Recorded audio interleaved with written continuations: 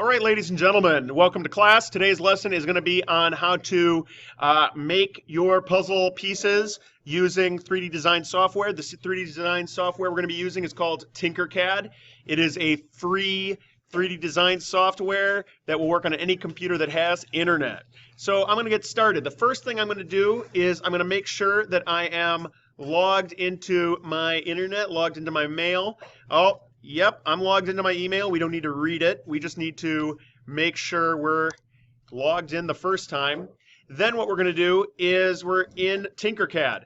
I want to then hit sign in.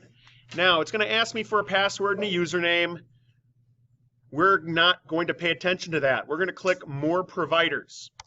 And More Providers lets us go into sign in using Facebook, Google, Yahoo. We're going to sign in with Google. Since our school uses Gmail, we have an account already. And it's going to sign us into Tinkercad.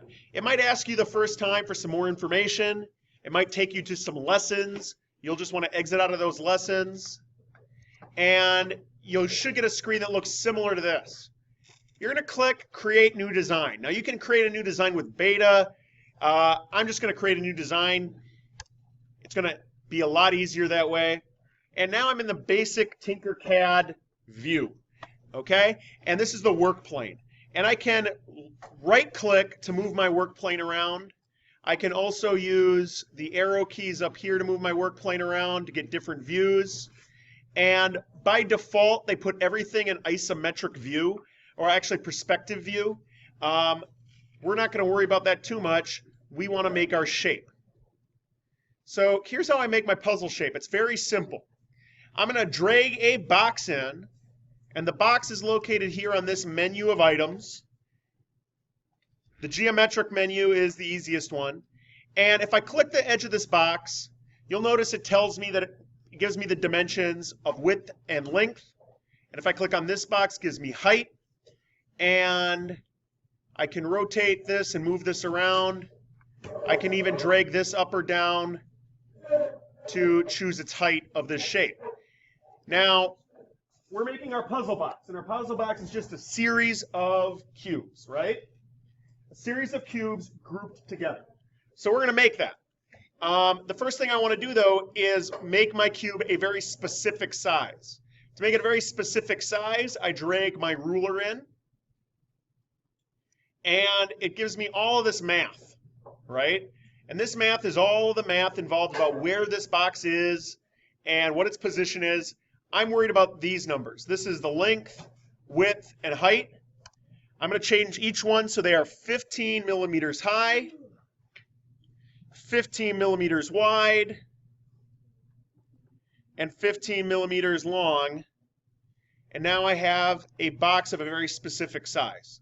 Now, spoiler alert, I will be checking your shape to make sure that it is a cube and that it is 15 millimeters by 15 millimeters by 15 millimeters. I'm then going to click that little X to get rid of that ruler. And now I have a box exactly the size I want it. Okay? But I want to make my puzzle pieces.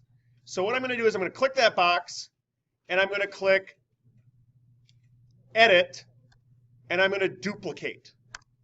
And it might look like it did nothing, but it actually made a copy of that box that I can drag around and adjust very carefully until it is lined up just perfectly with the other box. And all I'm going to do is keep on doing that, duplicating this. And the best view to be in when you're making this is probably the top view, because now I can match this exactly with the top view that I made. Now you can also use your arrow keys on your keyboard to nudge it around really carefully. So I might just use that. And I'm going to keep duplicating and creating new boxes. Oh, it looks like it refreshed it by accident. It's internet, so it does that. I'm going to keep duplicating boxes, and eventually, this is really annoying me now, because I keep on hitting duplicate, and it keeps on refreshing it. Don't do it again. There we go. And eventually I'm going to have the puzzle pieces I want.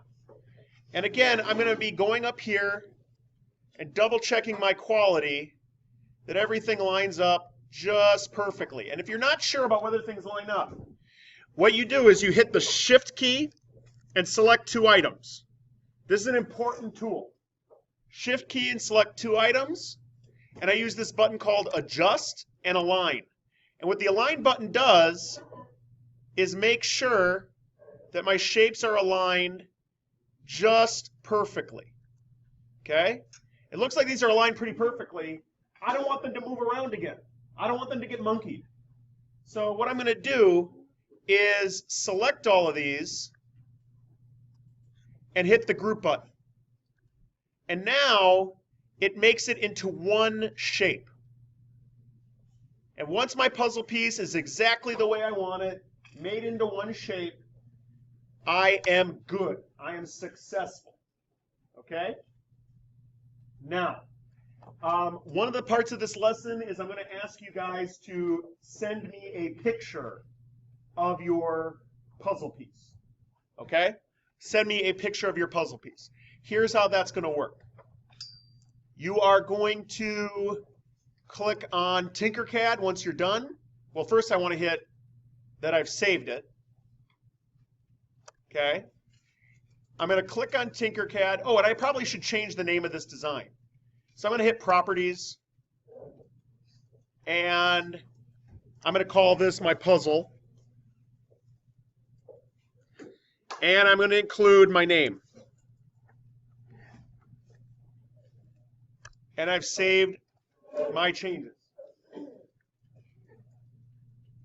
Okay? And then I'm going to click on Tinkercad, the little Tinkercad logo, and it should take me back to this window. And here I have a little mini view version of it, which I'm going to click. And now I have this awesome photo of my design in isometric view. And I can save that image as, and it will download my image. Okay? And once I've downloaded that image, that is what you're going to hand in to prove to me that you have completed this assignment and you've designed your puzzle piece. I will look at that picture and know right away if everything is lined up really well. Okay? All right, ladies and gentlemen,